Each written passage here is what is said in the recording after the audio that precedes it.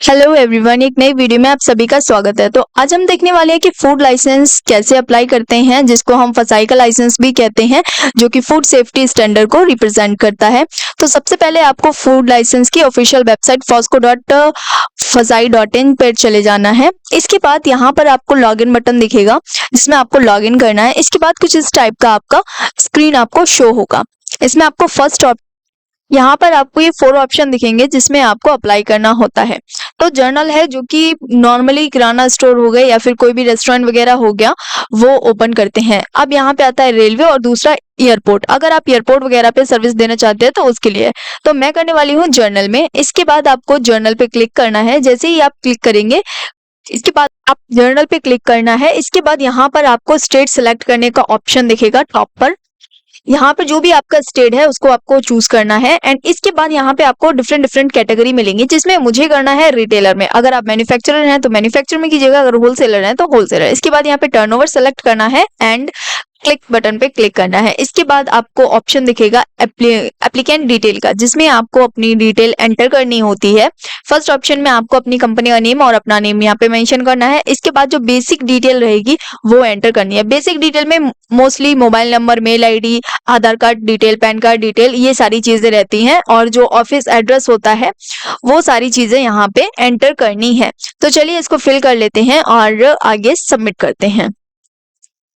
इसके बाद आपको पेन वेरिफिकेशन यहाँ पे करना है। अगर आपका कंपनी का है तो कंपनी पेन में डालना है। अगर इंडिविजुअल का पेन है तो यहाँ पे इंडिविजुअल पेन नंबर और एज पर पेन डिटेल यहाँ पे एंटर करके सबमिट कर देना है। जैसे ही आप एप्लीकेंट का फॉर्म फिल कर देते हैं, इसके बाद ये वेरिफिकेशन मैंडेटरी है, जिसको करना मैंडेटरी होता है। और इसके बाद ही आप आगे प्रोसेस कर सकते हैं। जैसे ही आप इसको सबमिट करेंगे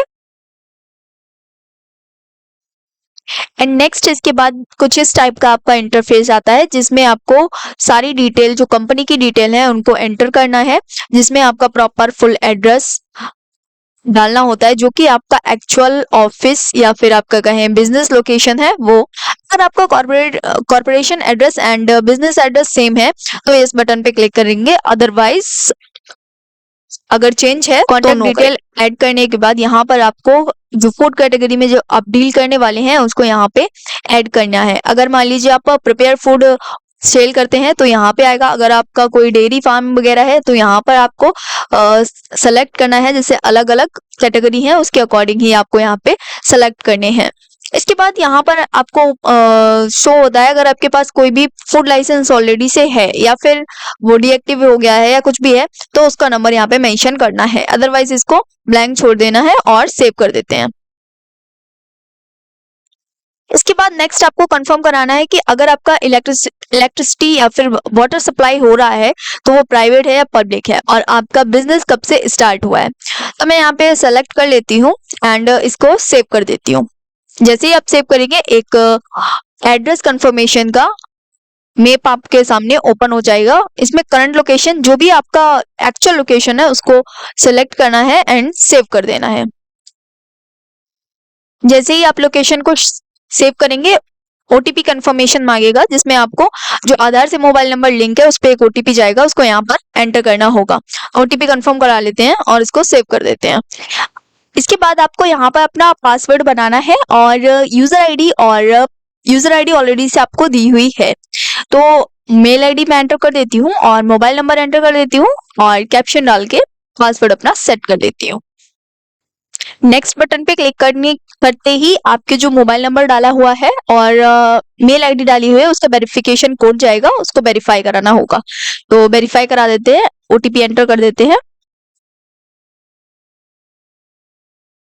वेरीफाई करने के बाद यहाँ पर आपको डॉक्यूमेंट अपलोड करने का ऑप्शन दिखेगा। फर्स्ट में आपको फोटो अपलोड करना है। इसके बाद आईडी प्रूफ में आप अपना आधार कार्ड, पैन कार्ड या फिर पासपोर्ट साइज फोटो या वोटर आईडी, कुछ भी एक जो डॉक्यूमेंट है वो दे सकते हैं। तो मैं यहाँ पर आधार कार्ड एज आईडी प्रूफ में एंटर कर देती हूँ।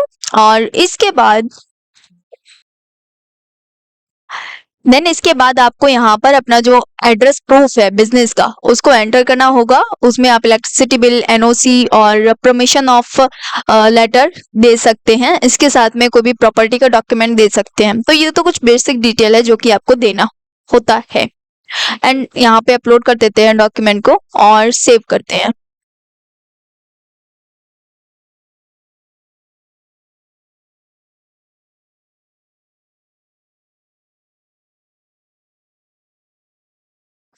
इसके बाद यहाँ पर आपको डिक्लेरेशन मिलेगा, इस पे क्लिक करना है। इसके बाद पेमेंट करना है, पेमेंट मोड चूज करना है और यहाँ पर अपना आधार नंबर या मोबाइल नंबर एंटर करना है। मोबाइल नंबर पे ओटीपी जाएगा और यहाँ पे आपको मोबाइल नंबर एंटर करने के बाद ही ओटीपी चला जाता है।